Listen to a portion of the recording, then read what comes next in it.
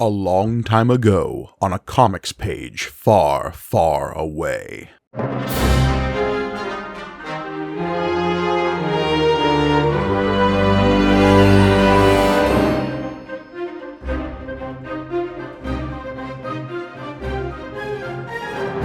Greetings and welcome to May the Panel Be With You, the Star Wars comic book show brought to you by the Punch Up Entertainment Network. I'm your humble host, Mike Gargoni, and joining me, as always, the Nexu to my Vilmark Garak, it's John Campbell.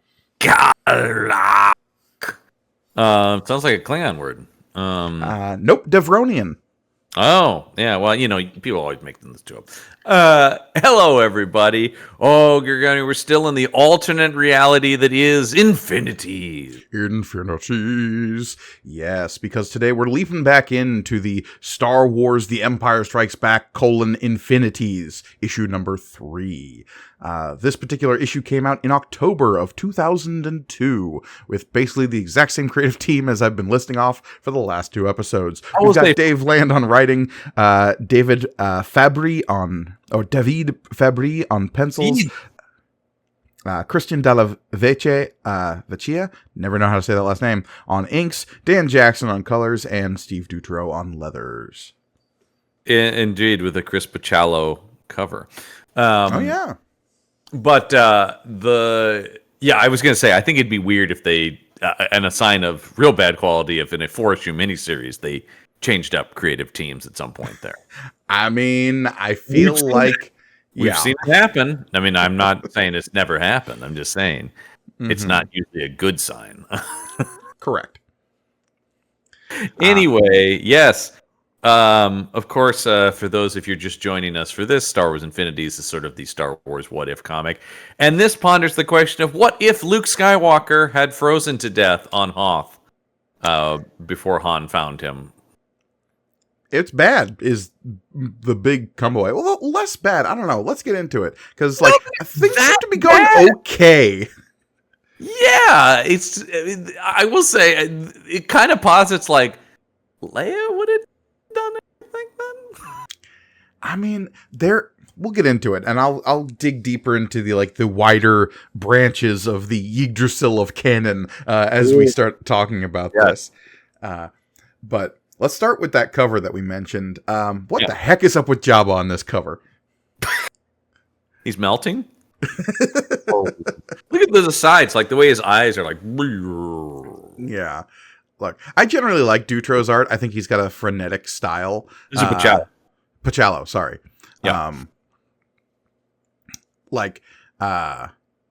And there's this rad scene of Han and Chain fighting a Nexu, which is where I got that word that I called you at the top of the show. Yeah. I read this. I got it. And again, the date lining up importantly with the release of Attack of the Clones. They were a featured monster there at the end in the Geonosian arena where we had Obi-Wan, Anakin, and Padme all fighting for their lives. Some of my issues with this, and they're not even it's not like it's ruining it, but you can really feel Lucasfilm going, hey, if you guys could include the following things that are in the movie we have out this summer, you know, that's when I'm like, yeah. And some of it makes sense, including things that we now know to be Anakin's history thanks to the prequel movies and stuff at this point. But I will say, things like the Nexu are just yeah. I mean, it's not like it's not like I think it's bad that it's there, but I'm just going gee. Yeah, corporate synergy at its finest. Mm-hmm. Yeah, I agree. Yeah, I wish Han Solo had actually gotten a jawbone club in this issue. Yeah. Also, I just want to talk about the people who are just casually off to the side of this. Oh, they're just some of Jabba's menagerie. They're just chilling. Is that supposed to be Salacious Crumb, or what is that? Yeah, it's Salacious Crumb drinking out of a big gulp cup. Yeah, by way of Alf. Yeah, I'm not quite sure what's going on there. But yeah, we got a couple of Jabba's dancers also hanging out. Yeah. One of them is playing a space lute? Yeah, sure, space lute. Yeah, why not? Okay. Yeah. Playing some of that jizz music. Oh, look it up. Yeah. That doesn't mean it wasn't a misguided use of that word, though. I Anyway. believe it has been retconned to be called Jats now. Oh, that's probably, yeah, well, Disney made sure of that. Yeah. Disney, like, we can't have anything called jizz in Disney. So let's get into it. Yeah, we got our Infinities logo, classic of the genre. But moving in, we cut straight to Dagobah. Straight to Dagobah. Many months later. Because, as we remember, at the end of last issue, we finally got to Dagobah after Han Solo had received a message from a dying Luke Skywalker saying, "Go to Dagobah, find Yoda, train as Jedi." Yeah. But then when we finally got there, Yoda was like, "Okay, I got some shit to explain, and also, not you, Han Solo, her, Leia." Oh, yeah. Yeah, I hope you enjoyed last week's info dump. We had to rip a couple of narrative Band-Aids off. Much exposition, I have to say. But yeah, anyway, here we go. So this basically implies not only if Luke died, Leia would do the training and do all the training, unlike that fucking layabout. And also do it faster, because one of the like big kind of nebulous things in Star Wars has always been how long was Luke on Dagobah in Empire? Yeah. It's always kind of been an open question, and the answer can range from like weeks to months, question mark. We don't really get a sense of how long the Falcon, with the whole idea about them cross-cutting between the Han and Leia stuff and the Luke stuff. You don't really get a sense of how long it takes the Falcon to get to Cloud City. Or like how long they even stayed on Cloud City, or how long they were hiding inside the Exogorth. I mean, it's almost kind of ingenious, right, the way how vague it is in the movie. Because it allows us as fans to be like, however long you want it to be for Luke to have reached this level of Jedi ability is how long he was there for. Right. But Leia is, hang on, but all this is to say Leia's doing it way better. And she got a snazzy new outfit to boot. She did. Where did she get this? I mean, I don't know. It seems like there's some remnants of her Hoth outfit with like the boots and the pants. Yeah. She got a new like tabard though that seems to be made out of like scale, so I'm assuming she like killed and skinned something. Why didn't we get that story? But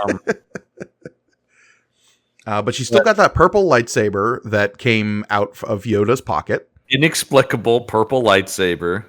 Hey, it's a purple lightsaber. It's cool. Building many lightsabers I was while alone on Dagobah. Well, you know what it is in hindsight. We didn't mention it last episode, but now that we brought it up with the Nexu and everything else in this issue, like it is just like that's the first time we saw Mace Windu's lightsaber was in Attack of the Clones. So everyone was like, "Whoa, purple lightsaber!" And now this is like, "Whoa, purple lightsaber!" Maybe the only true Samuel L. Jackson moment in those movies is this body's over. So we got Yoda here flinging rocks at Leia using the Force. Yeah. And she's deflecting them with the lightsaber. Flows through you. Learn what you have in these past 3 months. Yes, nerds, I put a time on it. And more quickly than any student I have taught before. I mean, the thing that I find so funny about this is what, 2002? Is that what you said? Mm-hmm. Yeah, because that would be when Attack of the Clones was out. People would be furious. There'd be so many YouTube videos about, "Oh, Leia girl boss, better than every other Jedi. What a Mary Sue." I shouldn't laugh because you're absolutely correct. But just the idea about just the one line of more quickly than any student I've taught before. People be like, "Go what?" Remember Count Dooku, that guy who said he was Yoda's apprentice? He sucks compared to Leia Organa, Jedi Supreme. Yeah. Didn't anyone hear the Count Dooku audio drama that expressly told the story of training? I did actually. It's really good. Everybody should go listen. Is it called? Is that the Dooku like Jedi Fallen or something? Yeah, Fallen Jedi. Yeah, it's something like that. It's very good though.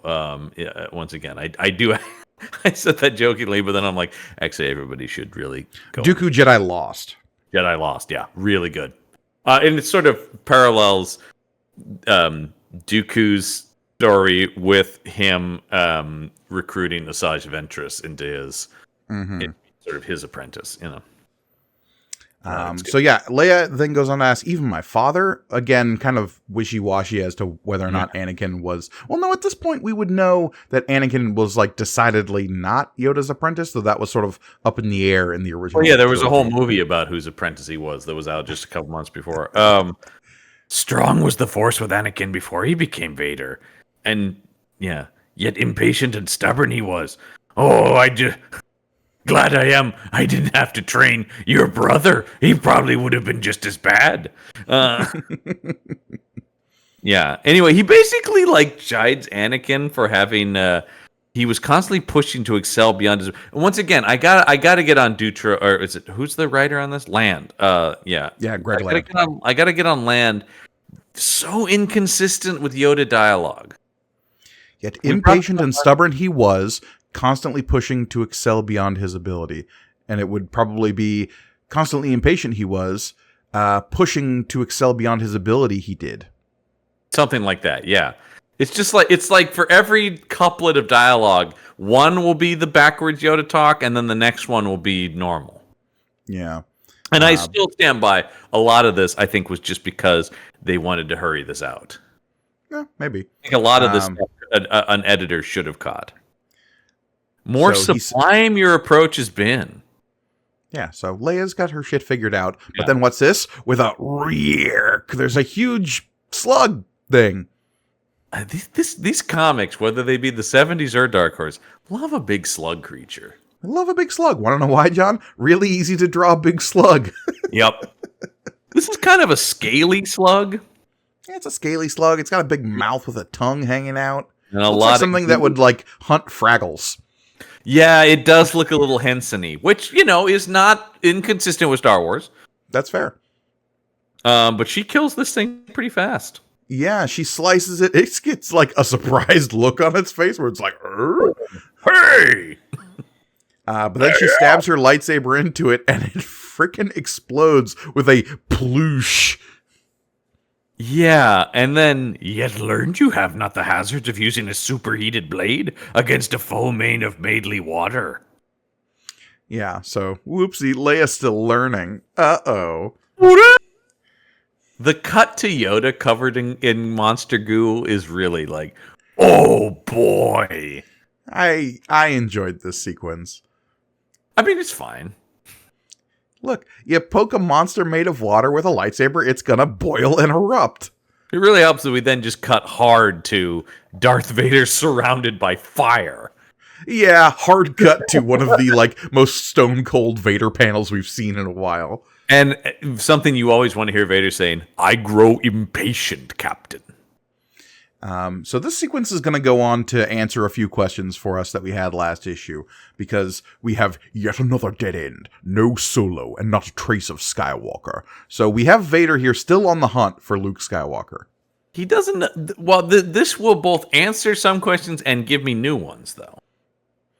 Because this guy says, well, I heard he died on Hoth, and Vader's like, no, that's impossible.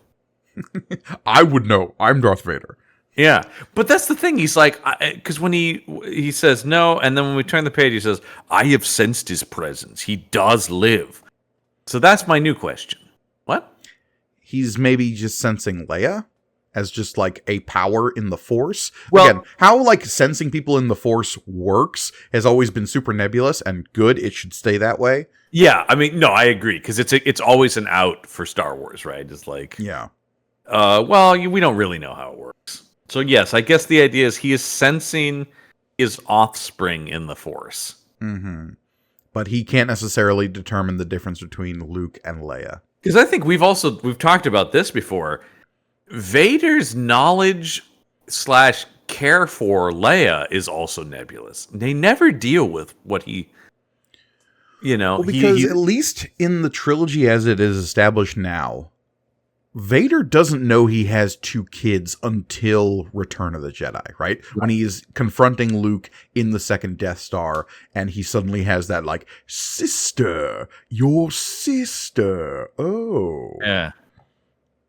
Although, you would think he would still be more like, wait a minute, what? Jesus Christ, how many kids do I have out there? 2, as far as we know. Hey, who knows? Anakin got around, baby. He really didn't. He expressly didn't. If there's one character that absolutely didn't. If there's one character whose whole thing is that he's hung up on a single person. Yep. To the detriment of the galaxy. Yeah. One weird, nerdy dude's crush on a girl basically brings down the Jedi Order. I mean, you're not wrong. Yeah, a teen with a crush. That's a weird way to think about it, but it's absolutely true. Yeah. Anyway, Vader is convinced that Luke Skywalker is still alive. He is still hunting for him, and by extension, Han Solo, because the two are linked in a way that, like, okay, if I find Solo, that's at least a breadcrumb on the trail to Luke Skywalker. Right. And so Vader leaves. I do really like this Imperial guy pulling his collar, like, I'm glad I didn't get choked out from any of this. Mm-hmm. Also, I love the stormtroopers with the extra pouches here. Yeah, I was gonna say, special guest artist Rob Liefeld join in here for a second. Look, these stormtroopers were just on X-Force, and now they're coming here to help out Lord Vader. Yeah, we did that exchange program with X-Force, we learned about the value of pouches. Can put so many things in there. Gotta have them. Gotta have them pouches. So Vader gets back to the Executor, his Super Star Destroyer. He comes strolling out. His little toady now here, different toady, is like, hey, we got a whole fresh crew of bounty hunters over here, Lord Wherever Vader. Vader shows up, there's just like a guy with a clipboard that runs up to him. Yeah, look, Vader doesn't have time to be holding that clipboard. Yeah, that's funny. Sir, I'm on clipboard duty today. But he says a fresh shipment of probes have just arrived, and additional bounty hunters await your orders. These are the bounty hunters. Yeah, we don't get any of their names. Don't worry about it. They're just cool looking dudes. We got some humans. We got a Wookiee in there. We got a Greedo knockoff with some goggles. I think there's a droid somewhere in there. There's a knockoff Mr. Freeze. But Vader's like, hey, launch the probes, brief the bounty hunters. I think we got this thing in the bag. Yeah. No problem at all. It's going to be smooth sailing from here on. What? You know. Soon Skywalker will be mine. Cut to. Couldn't wait too long before we get back there. It's Tatooine, baby. We're always coming back to Tatooine. All At least roads lead back to Tatooine. We've got a pretty good excuse this time around. Well, because we're I mean, this is getting to the thing where it's like Han Solo is actually going to Tatooine because he's got the money to pay back Jabba the Hutt. He absolutely does. Yeah. And he's talking to Chewie about it, kind of explaining to Chewie, even though Chewie would probably know all this information. This is classic comic book recapping to characters who would already know this. Yeah, Chewie, as you know, the last few months of our adventures. So I guess in between, while Leia was training to be a Jedi, we're to infer here that Han and Chewie were making money?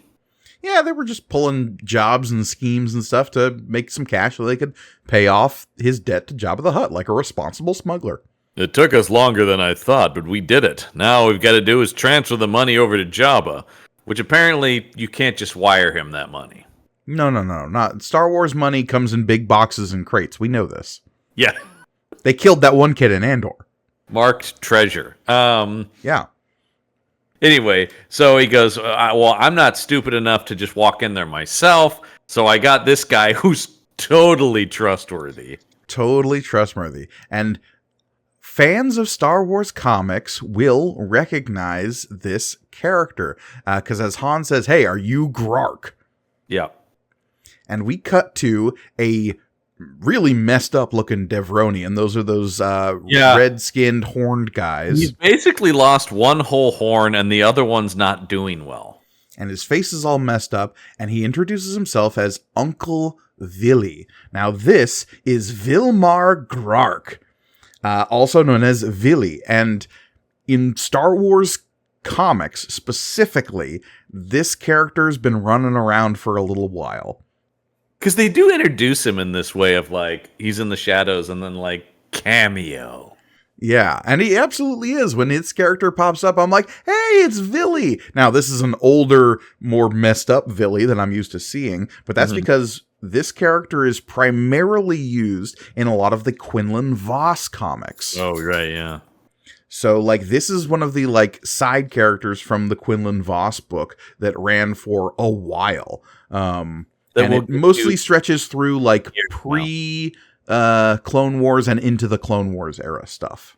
I do like the way Han's like, right, Uncle Billy. Okay, cameo character, step aside. The main character is talking. Yeah. All that matters is I'm Solo, and this is why people bought the book, baby. And so he goes, "You're going to help me get the money to Jabba," and this guy's like, "No, I'm going to betray you instantly." Because that is basically what this character in, like, all the other comics is the classic, like, do anything for cash smuggler, will turn on you on the drop of a dime if that dime is big and shiny enough. Did Hondo kind of replace this guy? 100%. Yeah. Hondo, like, I mean, look, that sort of character is such an archetype. Well, in, like, fantasy stories, right? Totally. And Star Wars has had a few of them, but I really feel like Hondo Ohnaka has really become the guy to take that place now. Yeah, and it depends on which characters you're dealing with and, like, what era you're dealing with, right? Because depending on how far away you are from, like, the Galactic Civil War, because some of those characters are dead. Where most of Star Wars is set now, Hondo has become that character. Yeah. And we've had plenty of other Devronians that sort of, like, fill that mold. Because, look, these guys look like the devil. I mean, I will say that's sort of the thing, right? It's like, even if you don't know who this character is, you're like, what are you doing, Han? Because, yeah, instantly he's just like, actually, I'm just going to sell you to Jabba. Yeah. And we have a bunch of Gand showing up. You remember Gands, right? Gands are great. I mean, I know them by sight. I would not have been able to tell you they were Gans, but I do definitely know the bug-eyed looking guys in helmets. Of course. Just like, what's that bounty hunter's name, who is also a Gand? Zuckuss. Oh, yeah, of course. Our old friend Zuckuss, who was all over that Shadows of the Empire comic. For sure. So these are a bunch of Zuckasses. Anyway, Villy walks away with a hee hee hee, and that's it for Uncle Villy. Bye, Uncle Villy. Bye, Uncle Villy. No, he says, I'll get an angry fish shaking Han Solo says, I'll get you, Grark, and I'm not calling you Uncle Villy anymore. And just the derisive bye wave behind his head that he's doing. Bye, Han Solo. So long. Thanks for the credits. Bwahahaha. Are we to assume he also is keeping Han's money? I don't know. Because he says Uncle Billy make more money that way. Now, that could be that Jabba's paying him more money, or he's just double dipping like a piece of shit that he is. But he does say, and get to keep your ship. So that assumes, I don't think Han had enough time to unload everything. So he's taking the ship. I mean, this guy is really... Villy's getting out like a bandit on this one. He really is. We're not finished. Crap. Anyway. Cut to Jabba's palace. To Jabba's palace we go, where standard Jabba's palace antics are happening. Yeah, there's dancing girls in chains. There's a bunch of weirdos hanging out in those back rooms. I like that, this is not a thing where Leia could be captured, but he's just got some other lady chained up next to him in a similar outfit. With brown hair and similar proportions, yeah. Yeah, once again, some things are just going to happen in some permutation no matter what, right? Mm-hmm. But hey, guess what, Jabba? We've got you a Han Solo and a Chewbacca. Yeah, Jabba looks weird throughout this comic. Something that Star Wars in general as a franchise, because the more I think about it, the more I can recognize that this is true across mediums, is depictions of Hutts. Yes. Because the puppet from Return of the Jedi, right, was stationary. It was a very singular, like Jabba the Hutt is seen in one of two locations, both of which are big slab-like thrones that he's just chilling on, whether that be in his palace or in his sail barge. Now, as soon as we saw him in Phantom Menace, there was this immediate like, Jabba's like shuffling forward and like see that moving. Actually, before that, we see that in the remastered New Hope, and it's disconcerting as heck. It's extremely weird. Please get rid of that scene. God, I don't like that scene. And so every time a Hutt is depicted, even if it's not Jabba, if it's a scene that requires movement and action or any kind of like greater emoting that can't be pulled off by a really impressive puppet, there is this strange disconnect of just like, well, that doesn't. I know what's happening here. That is a Hutt, and in order to differentiate Hutts from Jabba, they always have to be drawn a little bit differently or animated a little bit differently. And Correct. Sometimes that can go real wrong with the form of like Zero the Hutt or Gracchus the Hutt is super disconcerting to look at in the newer Star Wars comics. You have that like super ripped, like muscular Hutt. Yeah. I mean, look, if, well, someday we'll talk about Capote the Hutt. As Zero, for those who don't get that reference, but yes. Yeah. Can he speak like Truman Capote? But I think especially it's just concerning to us because we're people who grew up with the original trilogy, and the only context we ever had for a Hutt was Jabba in Jedi.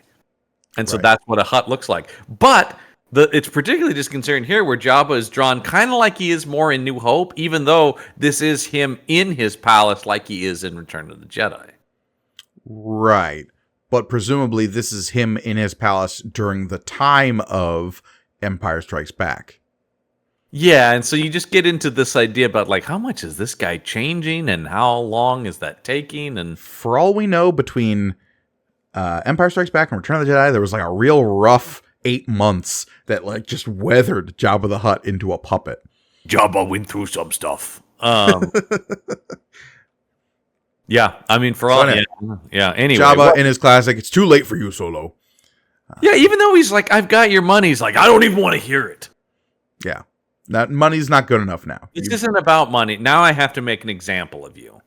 Yeah. Which I think was probably always the way Jabba was going to go, right? Well, that's why he wanted him as a piece of furniture. Yeah, that's the thing. It's like, it's not about the money. It's about this idea that you dumped my cargo. You did bad by me, Solo. Everyone needs to know you don't cross Jabba the Hutt. Right. So he orders them away. They get thrown into a cell. Take them away. And Chewie's not too happy about it because he says, Grah. And then he says, Grumph, because he got shocked and his fur got singed. Oh, and Han's got a reconciling hand on his shoulder saying, I really messed up this time, pal. This one's on me, buddy. And he's not wrong. We don't know the full extent. We only know Han's reasoning that he mentions a couple times about what happened with that spice run. Yeah, I mean, we get the implication throughout a lot of the other films that he was about to get boarded by Imperials. He dumped the cargo and made a run for it. Yeah. And that's what he says here on this next page, too. Yeah. Because is this... Get up, you trash. Is this Ugnaught saying that? I think it's this Gamorrean. Oh, Gamorrean. Sorry, yeah. Separate pig person. That's right. There's two different pig people. One's big and green, one's little and pig colored. Yeah. This is why you're here. Because I'm like, yeah. For my racist Star Wars things, all pig people look alike. You just have to remember, Ugnaughts equal Nick Nolte. And does this big green guy look like Nick Nolte? No. It is the best thing to just be like, I've spoken. Could you add They pry Han Solo and Chewie and they throw him down into this pit, and this pit is classically where we have seen Rancor. Oh yeah, I know this place. Yeah. And he's like, Jabba, hey, I still got the money. I can get it any time. And he's like, nah.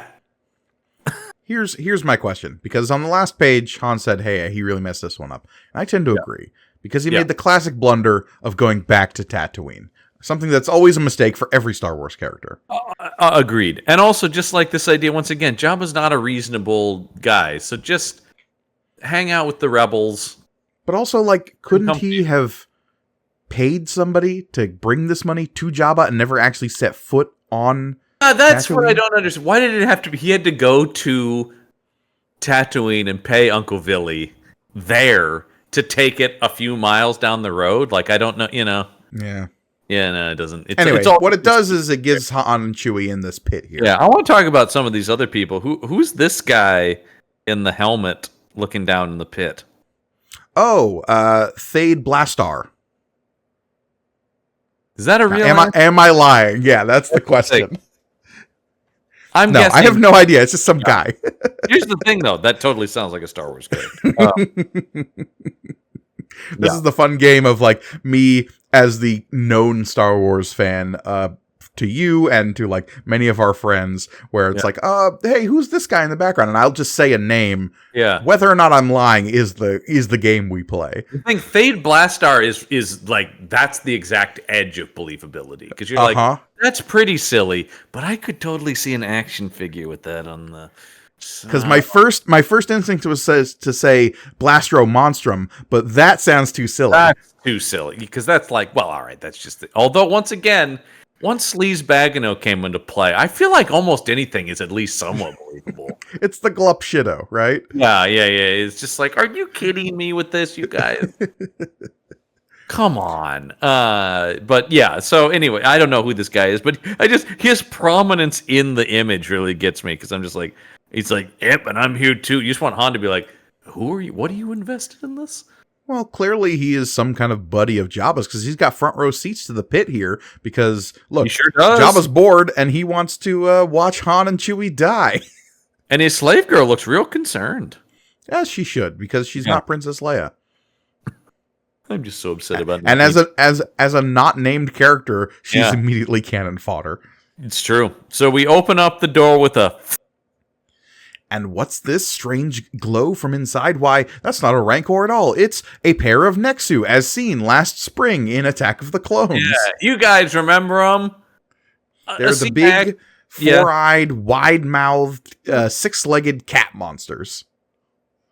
I actually think that scene is kind of cool, but, you know.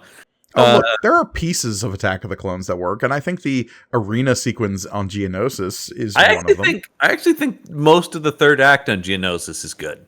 I mean, the droid foundry is a little unnecessary, but the whole, like, them rolling around on the conveyor belt. Yeah, but the lightsaber duels that they get in there are good, and when the clones show up is good. And Sure. Yeah. I don't hate Attack of the Clones. I think it's easily the weakest of the prequels, in my opinion. Oh, man, I don't know. Phantom Menace is just such a fucking mess of a screenplay. It might have some higher highs, though. I mean, the Darth Maul duel alone. Yeah, but that movie is a... Oh, God. And the pod racing, John. The pod racing. Too long. Pod race sequence goes on forever, and it really does so little to advance the plot. Anyway, oh my! I think this is the third time in this issue that 3PO has said, "Oh my." Well, he's got a lot to be surprised about. What I love is the guy whose legs are dangling down into the pit on the other side of the Jabba there. I got a good view to see this guy get eaten up. Some lowlife in here is just gonna put a hand on this guy's back and just shove, right? Yeah. I want to see more blood. So yeah, we got Han and Chewie fighting these things. They're doing their best, but they're getting slashed up a little bit. They sure are. Who's this in the background rolling around on a couple of wheels? It's R2-D2. And yet, no one paying attention as R2 just slices into the controls. I think there's this like low-key assumption in all of Star Wars that like, oh, droids are just droids. They're in the background. They're doing stuff. And so if any of them actually have an impetus or like a subtlety about them, it takes everyone by surprise every time. Well, and the one they never see coming is R2-D2, who's always up to something. Yeah. So we've got these three guards kind of watching the execution from behind the grate, and R2 sneaking up behind him to open said grate. Mm-hmm. Huh? We get a very upset-looking Gamorrean here going like, oh no. Who's the guy saying huh, though? He's just a guy with, what's that species called? Nikto. Oh, he's just horribly diseased. It looks No, like they look like that, John. You're again being so Star Wars racist right now. those Star Wars. Hey, I still call them sand people. I don't care what anybody says. Jeez, I'm just John. from that generation, man. They were Ugh. sand people in my day. Ugh. None of this woke Tusken Raider stuff. God, there's such a fine line we're dancing up to when you say stuff like that. Can I say, though? I do love Chewie just lifting this creature up into the air. Yeah, I mean, Chewie bodily throwing anyone or thing is always a good time. Well, because I do sort of like this idea about, like, well, geez, Luke had a hell of a time in this pit, and Han doesn't even have Force abilities. Oh, but he does have a Chewbacca with him.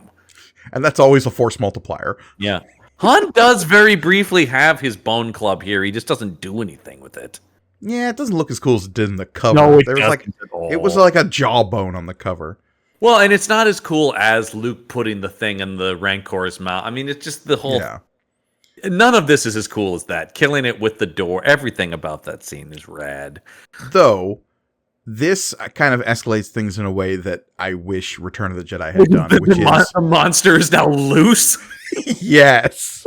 Because I do like it just, I mean, literally with the proper sound effect, just chomping a dude. He just chomps a dude. And then R2, Chewie, and Han are running away. But what's this? The Nexu are loose, and Jabba screaming, "The Nexu, they're coming for us!" I gotta say, terrified Bib Fortuna really gets me. How do none of these guys have blasters? Yeah, no one was ready for this at all. Not even remotely. And then, yeah, just the cut to, yeah, help! And Han running out and, like, turning to one of the guards being, "Yeah, you better get in there. Jabba needs some help." Getting pretty bad in there. And whoop! It says R2 as he takes the ramp. Because, yeah, they get out of there, but they don't have time to come back for 3PO. 3PO is left behind. Too bad. And as they take off, another guy is just being devoured by a Nexu. There were only 2 of them in that pit, right? Yeah, Man, there's they one move here. quick. Yeah, there's one here, and then there's the silhouette of another one about to eat a guy inside the place, too. I'm just saying, how did it get outside so fast? It was busy They work eating fast. people inside. Yeah, these things work fast. They take off. It ain't the Falcon, but it'll do until I can get the old girl back. And then is this a sad woo from R2? Yeah, of course he is, because they're leaving his buddy behind. Yeah. They may argue, but those two love each other. Absolutely. Except for that, 20-year period where R2 turned himself off and didn't talk to anybody. Yeah, you told me I'm not allowed to talk about those movies. Anyway, next page. It's the next day. Yeah. The next and here comes Vader landing on Tatooine. Everybody comes back to Tatooine, man. And look, anytime Vader has to come back to Tatooine, you know he's not going to have a good time. Got some trauma around this place. Just a little bit. A little bit, yeah. He was maybe a slave here and then maybe killed a ton of people, including the women and the children. This is where I committed my first genocide. How quaint. I remember I slaughtered Tusken Raiders there and there. Oh, memories. Anyway. So anyway, they've surrounded the perimeter. They've held the perimeter because they're the Empire. These guys are really geared up, these stormtroopers.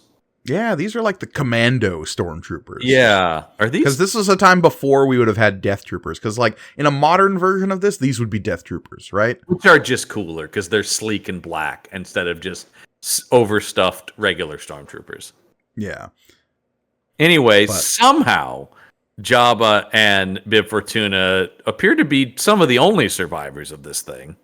But they got a med droid working on Jabba. Bib Fortuna is looking absolutely verklempt. Oh, God. The carnage. I like this Bib Fortuna, who's just screaming and terrorized. But, hey, audience, we see you, nerds. Because Jabba says, make a note, no more Nexu. Next time, get something more controllable. A Rancor, perhaps? Get Danny Trejo on the phone. best part of Book of Boba Fett is Danny Trejo Rancor Wrangler. I mean, it's pretty great. And just the idea that in the battle that happens at the end of that Boba Fett's like, I'll raise you a Rancor. Once again, similar to that final battle kicks ass. Yeah. The battle Book of Boba Fett has its ups and downs, but there are pieces of it that rule. Most of it is in the action because Robert Rodriguez is a really good action director. And so most of the action sequences really kick ass in that show.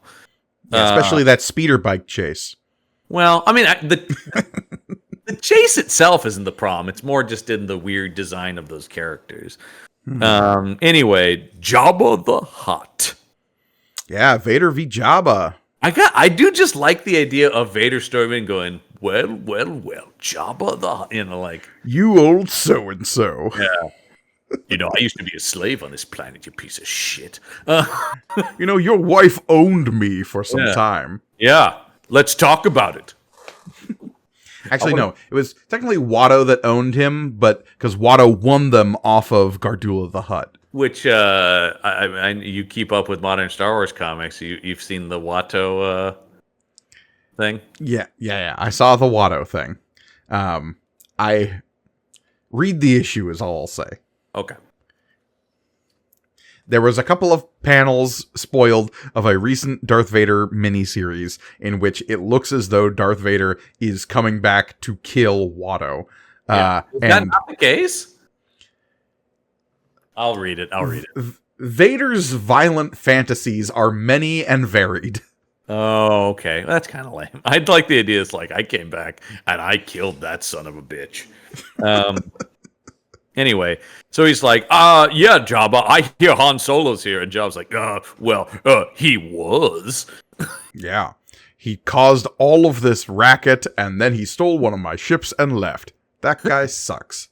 Yeah, what do you want with him? Because he did all this. So we got beef.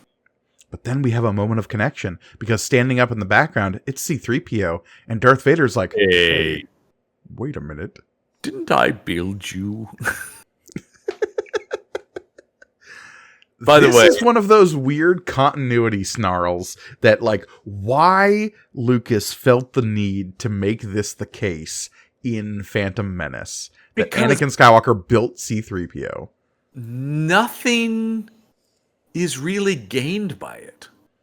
Other than adding, like, weird complications to the fact that they're never in the same room again. But that's the thing is, like, because you think about, like, now having seen all the movies in the Anakin, the tragedy of Anakin Skywalker story, it does nothing to add to Anakin or 3PO as characters.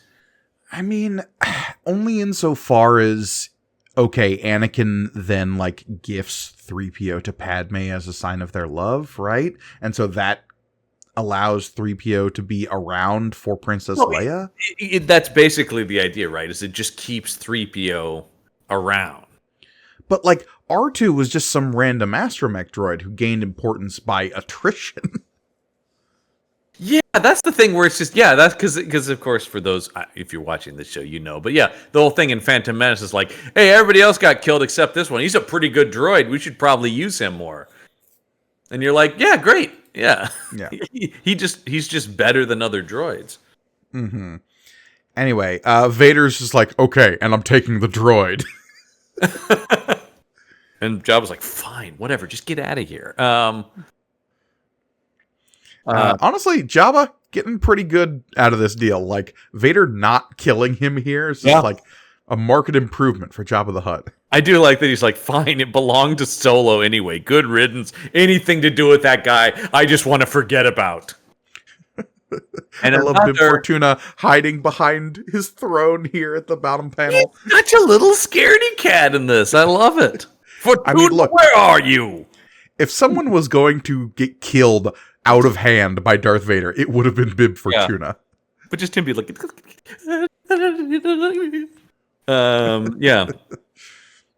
anyway, though, so they take the droid with them. We get another, oh my.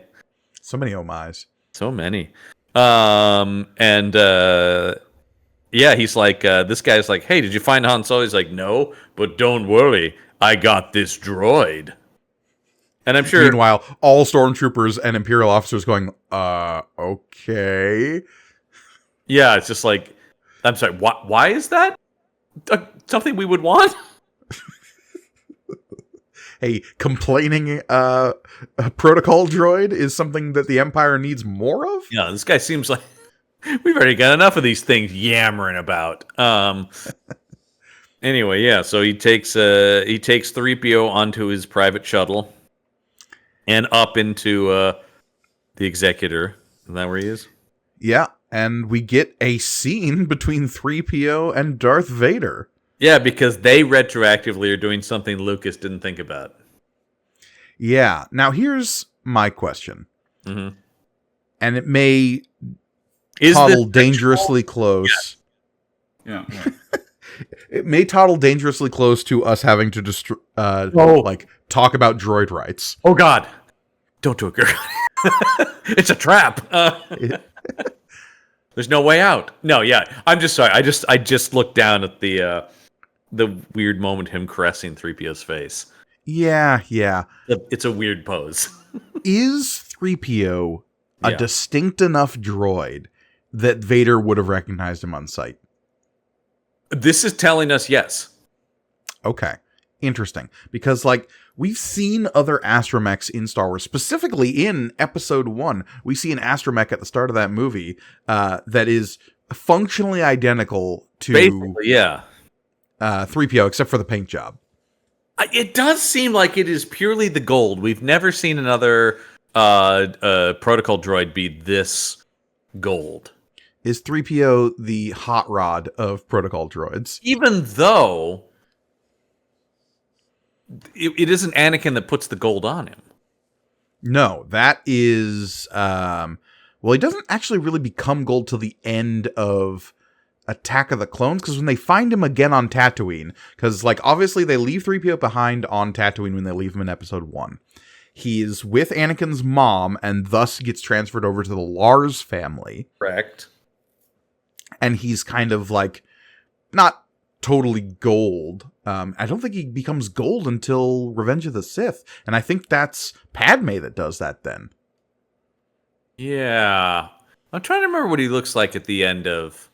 Well, there's the whole thing with him on the battle droid head. Right, where his head gets popped off. Yeah, talk about things that maybe don't work in the third act of Attack of the Clones. That is classic George Lucas not understanding, knowing he needs comedy, but not being able to write comedy to save his life. But what if their heads swapped, John? Yeah. Oh dear. Oh no. Oh my. Where you're just God damn it, man. Where he's just well, if I can't have Jar Jar, I'm going to make 3PO Jar Jar. George Lucas's comedy chops basically end at vaudeville. My favorite description once I heard somebody say of Jar Jar is it's a comic relief character written by a man with no sense of humor.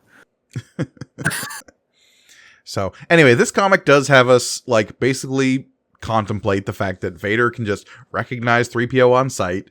Who knows? It is asking, something in those eyes I can never forget. No, because he says, unfortunate for I am your maker, and as your maker you now serve me. And he's like, but this scene further adds to what does this accomplish when 3PO is just yeah, but no. I don't care. Yeah, Vader's asking where Skywalker is, and 3PO's just well, I would never betray my friends. I'm a good droid. Yeah. And he's just oh, just tell me where Luke Skywalker is. He's oh, no, I can't. I couldn't. So Vader's well, okay, then, as he, weirdly caresses 3PO's face, then moves around to give him a shoulder massage. And then tears his head off. It is Darth Vader, after all. And it's, and he's just all right. Hey, everybody. Hey, you, buddy. Tell this ship to turn around and go to Dagobah.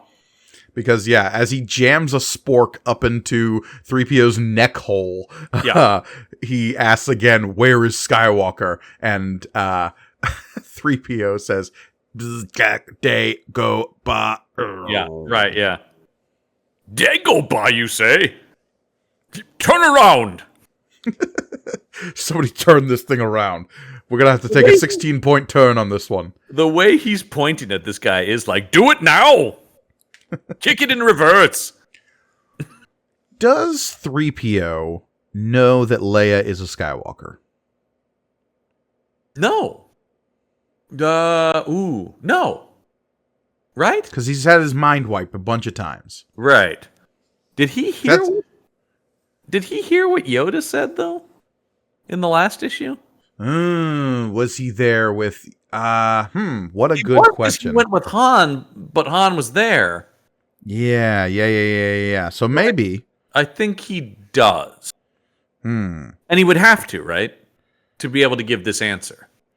Well, unless this was just like, where was Skywalker going? And this is like the last little bit of memory we have in here is just 3PO being like, Dagobah, sure. Yeah, that sounds right. Let's see. I'm just going to flip through the comic real quick. Is 3PO drawn into the background? The answer is no. Oh. 3PO and R2 wait back on the Falcon. Oh, for Christ's sake, then no. And as we established, Jimmy Smits had their memories wiped. Well, just 3PO's. R2's... Right, R2. R2 is the only character who knows all of Star Wars. Correct, yes. Yeah. And in fact, in a movie I'm not allowed to talk about, there's that dumb thing where he tells 3PO the story of Star Wars. That is a thing that happens because 3PO has to have his mind erased yet again. Yeah, but then immediately undone, almost making a sacrifice totally pointless. Huh, strange. Interesting. Of the Star Wars movies that have issues, that might be the one with the most of them. Oh yeah, it's like anything that remotely has possible stakes gets immediately undone. Anyway, that's the end of the issue. Yeah, no, because these are hard to stop, as we've talked about. These Dark Horse comics are just like, bloop. We're out of here. Bye. So yeah, we've got our new status quo now in this What If. We've got Leia training to be a Jedi, though very little Jedi Leia in this issue. Just that little blurb at the front. Because that seems like that's the big, thing in this What If, in this Infinity. That's the swerve, right? Yeah, it's like Leia is now taking Luke's place.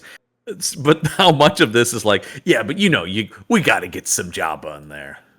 Do we? He's not in Empire Strikes Back. No, I know. This is a remix of Empire.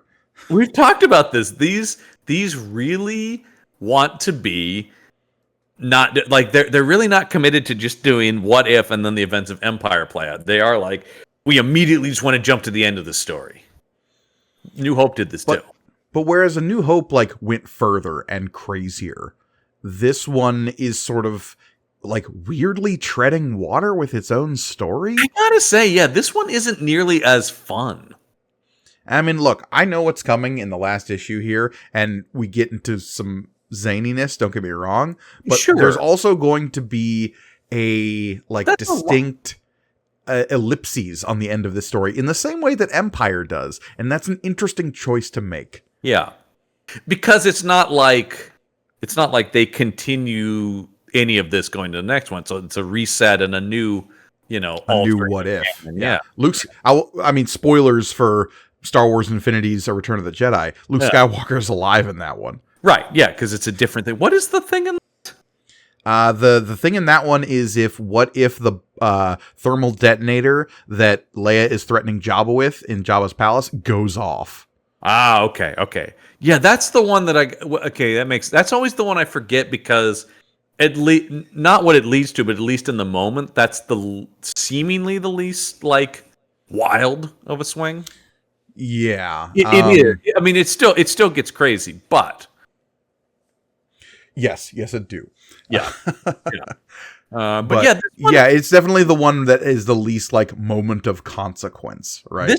My frustration with this has continued to be the case in each of these issues, which is none of this is getting to like we said the rank. I mean, by this time in the New Hope one, we have Leia being part of the Empire, and all that. I mean, it gets so wild, and this is just kind of going it's doing a lot of the same stuff, but we're kind of here's some differences and here's some fun reworkings of moments, but it's still not It's just not going its own way. But John, at the end of issue number 2, we had Cloud City literally being shot out of the sky. That was great. That was the best moment so far. That's like, wow, everything you know is different. But then here you're like, well, Han still ends up in the clutches of Jabba. It's just sort of a reworking of it. Leia is now just doing what Luke was doing, but it's not as interesting. Like we talked about, there's no equivalent to a cave scene. Yeah. Vader is forced to really be playing, like he's well on his back foot here, even though he's still in. But it's like it's way slows down Vader because he now has to like regroup, and he's even more on the hunt for Skywalker than he was in Empire. I mean, it removes Vader's biggest motivation, not motivation, but his biggest like scene is the Luke, I am your father, right? Right, yeah. And that moment is taken away from Leia by Yoda in this book. Maybe the message here is you just can't do better than Empire. So like if you screw with it, all you can do is ruin it because it's kind of the perfect middle chapter of this story. Well, look, we got one issue left. Maybe they're going to swing this back around on us. I'm sure there'll be fun stuff in it, but I will say it's a bummer that it's like, well, all the heavy lifting's going to be on that last one issue. Is not a great, it can only do so much. It's still just you don't think last minute story wrap ups are usually good, John? Talk to J.J. Abrams. Well, look. What if somehow the Emperor returned? What if, for whatever reason, the Dragon Princess went crazy at the end? What if... Yeah. All the great endings of stories that we've seen. All the great endings of stories, yeah. So many landings stuck. Yeah, I guess this happens? Is that an ending?